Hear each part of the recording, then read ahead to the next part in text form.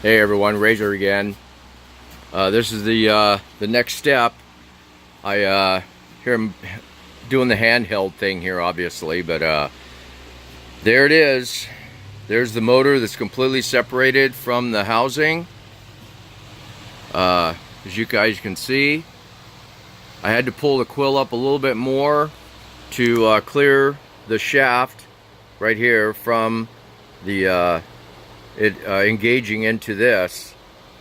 So that being said, my 4x6s didn't work because there was too much space in between here that there's not enough travel in my knee to drop the whole thing down far enough to gain the amount of space that I needed to separate these components. So I started looking and got some different material. You can see my 1/2-inch aluminum plate in there. I got some little 3/16 spacers, if you will. And down here I have a 1/2-inch piece of plywood that spans the V-ways on this thing to hold the actual motor.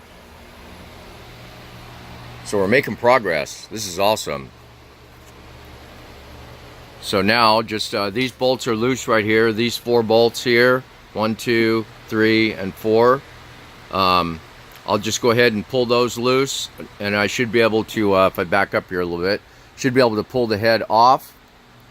I'm actually going to rotate it back up just so I can grab onto it a little bit easier, I think. I don't really know if that is the best way to remove this stupid thing, but I'm thinking it probably would be a little bit easier for me. So I'm going to go ahead and rotate that thing back up. And believe me, it's a lot easier now without that friggin' motor assembly put on there. It spins like butter now. So, that being said, this is my point about what I tell you guys every time I end a video, or I try to anyway, is to be safe out there and be smart. You know, think about things before you do it.